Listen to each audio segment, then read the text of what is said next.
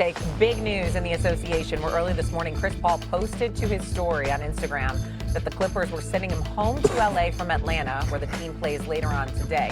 Paul had previously announced that this would be his last year and he'd retire at the end of the season as a Clipper. Shortly after Paul's post, Clippers president of basketball operations Lawrence Frank texted a statement to ESPN confirming the news. He said this: "We are parting ways with Chris and he will no longer be a part of the team. We will work with him on the next step of his career. Chris is a legendary Clipper who has had a historic career.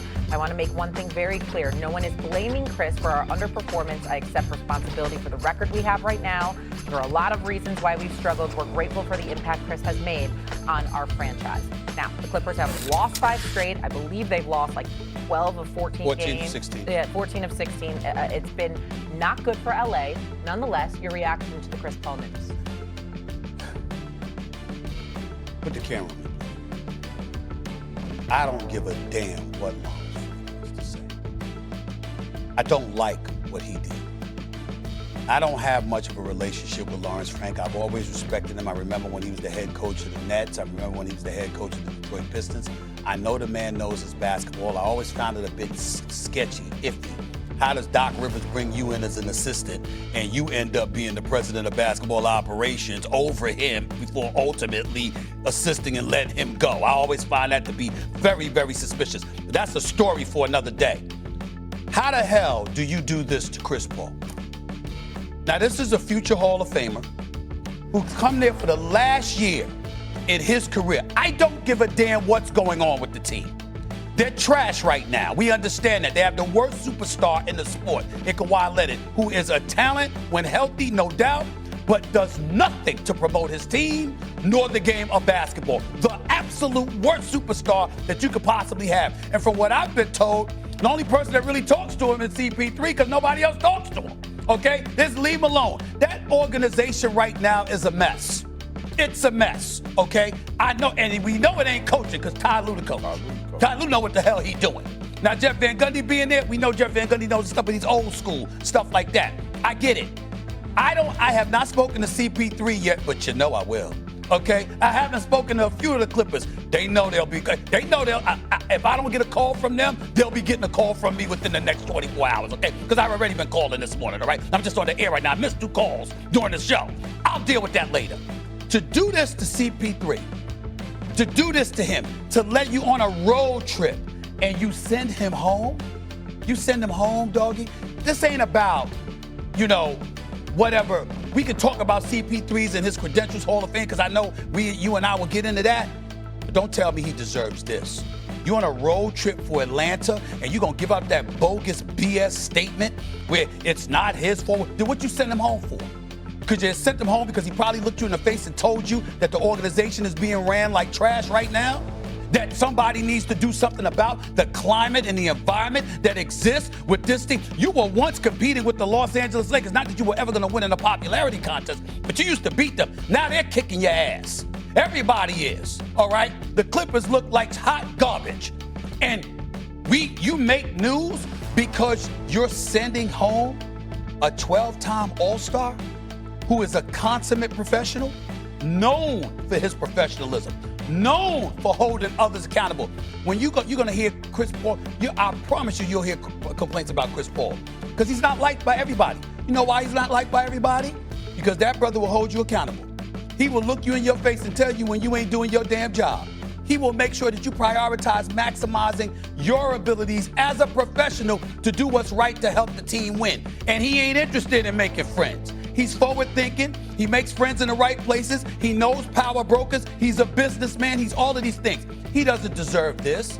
If you want, at least come home and at least negotiate a buyout to sit up there and to send him home like he's some malcontent running the streets, not knowing how to act, like he's a cancer to this team. Lawrence Frank is more of a cancer to the team than him. What have the Clippers done? Isn't that the man that traded Shea Gilgeous-Alexander and about 4 picks for Paul George? Isn't that the man that assisted in letting Kawhi Leonard blackmail y'all into doing that so he wouldn't end up a Laker? Wasn't that on Lawrence Frank's watch? And you're going to send Chris Paul home? You're going to disrespect a future Hall of Famer and a consummate professional in this league for 2 decades, the former president of the Players Association, like that? I mean, please. Hey, listen, and I'm just getting started. I'm going to do a deep dive into Lawrence Frank and what he has done to be in a position to pull that BS that he just pulled. You don't disrespect it. Come home. Come home. Work out. He's only there on a 1-year deal, doggy, at $3.6 million. Come home. Work out a buyout. Be on your way. Thank you. He's decided to retire right now. Call it a day. To send him home like that, to disrespect him like that, nah.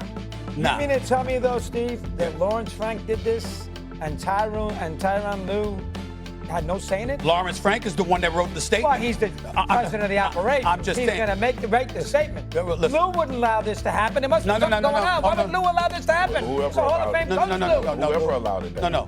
Lou, let me tell you something. Lou doesn't wield power like that within the Clippers organization, because if he did, other people would be gone.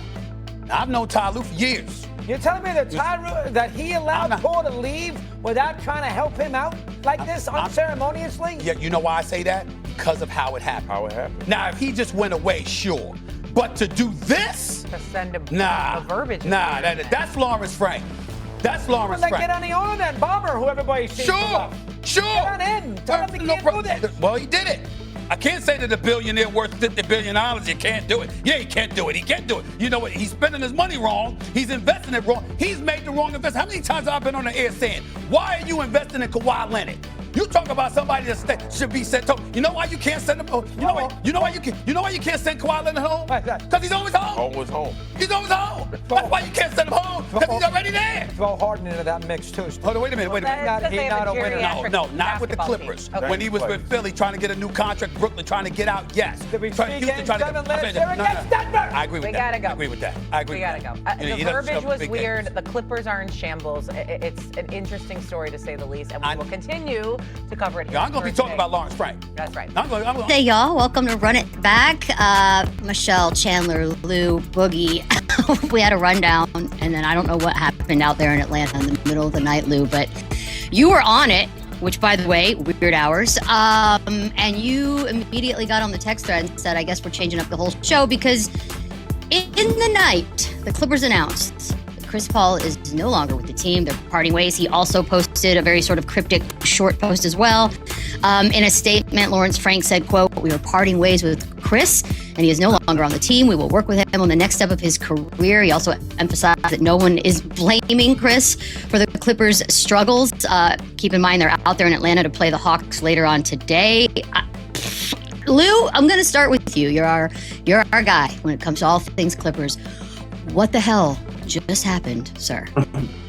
Yeah, just talking to a few different people over there and just trying to understand what transpired in the early morning hours of this team being in Atlanta. But from what I've gathered, that brought an end to this abruptly there was a few scenarios, and with CP was holding people accountable from players to staff, from coaching staff up to the front office. And from what I understand, there was a situation where he even addressed the team and apologized and said, look, my criticisms are coming from a good place. I want us to be a good team. I want us to get this thing right. And he was just holding guys accountable. Now how some of that talk was taken or interpreted, that's up for the players and the coaching staff that was involved and how they felt about it. And then down the line, there was another scenario where he was critical of front office as well, and I think that was the one that broke the camel's back. That was the straw that broke the camel's back when he had some criticisms for the front office as well. I think that's what brought this to a head in the early hours in Atlanta. Like I said, I'm in Atlanta. The Clippers are in Atlanta. It was about 3-something in the morning. For whatever reason, I was up, but I was up, and and that's what I was understood. But for a player who's gonna go down as a Hall of Famer, for somebody who's gonna possibly have the opportunity to be the first jersey retired in a Raptor